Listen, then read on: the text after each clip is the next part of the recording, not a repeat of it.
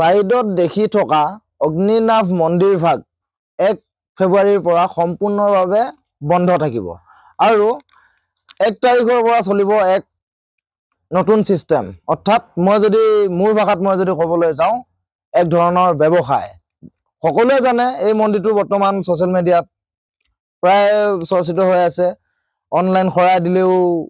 মনোকামনা পূৰ্ণ হয় মানে কি অনলাইন খৰাই দিয়া মানে কি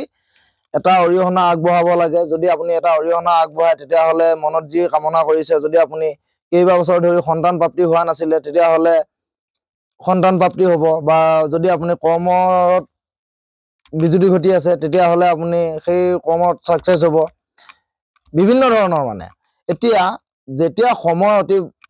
সময়ৰ লগে লগে মানে যেতিয়া সময় অতিবাহিত হৈ গৈ আছে তেতিয়া ভক্তৰ সমাগমো তাত সেই মন্দিৰ ভাগত ভক্তৰ সমাগম বেছিকৈ হৈ গৈ আছে আৰু ভক্তৰ বেছি সমাগম ঘটাৰ লগে লগে শিখা বাইদেৱে এইটো বিজনেছৰ অংক কৰিছে নেকি চিন্তা কৰক তালে 1 ফেব্ৰুৱাৰীৰ পৰা সম্পূৰ্ণ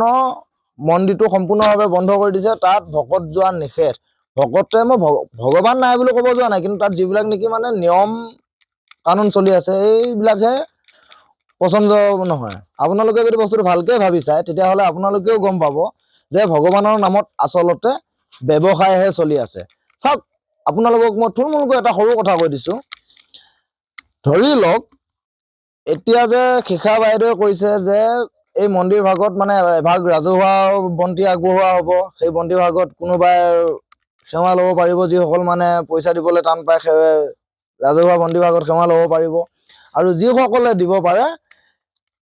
তেখেতলোকক দিবলৈ কৈছে মন্দিৰৰ একাউণ্টত অৰ্থাৎ মন্দিৰৰ একাউণ্টনো ক'ত শিখা বাইদেউ একাউণ্টত তেতিয়া আপুনি এটা বস্তু চাওক মই আপোনালোকক এটা বস্তু দেখাই আছো কাৰণ সেই মন্দিৰ ভাগত প্ৰতিদিনা হাজাৰ হাজাৰ দৰ্শকৰ আগমন ঘটে ধৰি লওক এক দিনত যদি 100 টকাকৈ 100 জন মানুহেও ডনেট কৰে অনলাইন খৰাই নামত তেতিয়াহ'লে আপোনাৰ ডেইলি হৈ আছে 10,000 টকা 100 টকাকৈ 100 জন মানুহে দিলেও ডেইলি হৈ আছে 10,000 টকা ঠিক আছে আৰু যদি আমি মাহেকীয়া হিচাপ চাবলৈ যাওঁ তেতিয়াহ'লে মাহেকত হৈ আছে চাই লওক আপোনালোকে মই মুখে ক'বই নালাগে আপোনালোকে চাই লওক প্ৰতি মাহত তেখেতলোকে আৰ্নিং কৰি আছে প্ৰায় 3 লাখ 3.5 লাখ টকা মেক্সিমামে ধৰিছো মই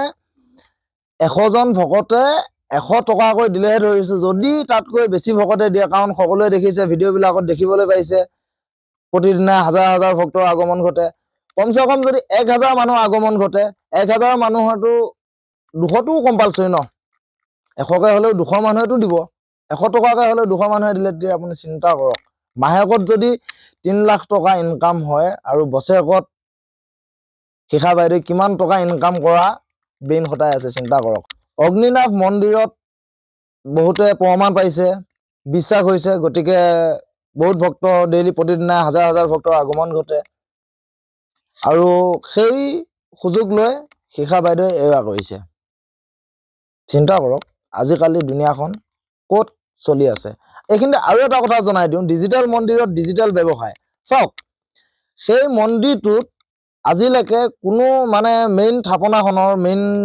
যিভাগ মন্দিৰ হয় সেই মন্দিৰ ভাগত কেৱল শিখা বাইদেৱেহে ভিডিঅ' কৰিব পাৰিব ভিডিঅ' কৰি লাইভ দিব পাৰিব তাৰ বাদে আন কোনেও দিব নোৱাৰে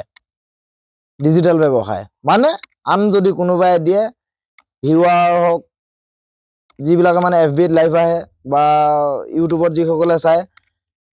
শিখা বাইদেউ চেনেল নাচাব বেলেগৰ চেনেললৈ গুচি যাব অনলাইন ব্যৱসায় চিন্তা কৰক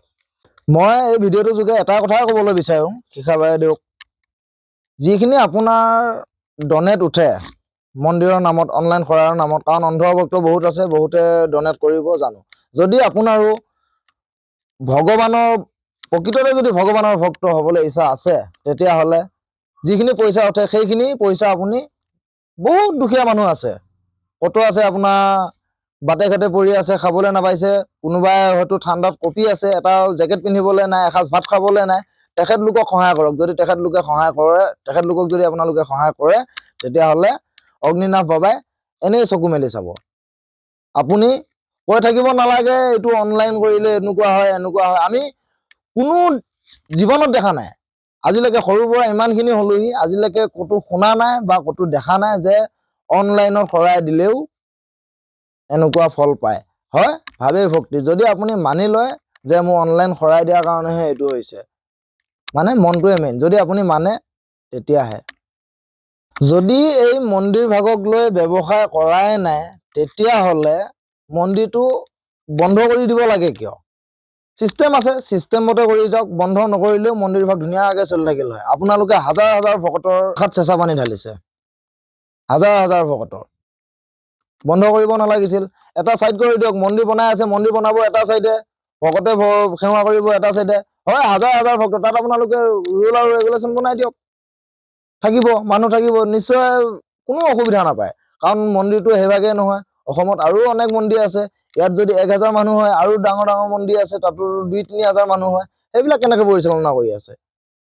এনেকৈতো কৰি আছে। আচলতে মই ক'ব গ'লে এইটো সম্পূৰ্ণৰূপে ব্যৱসায়।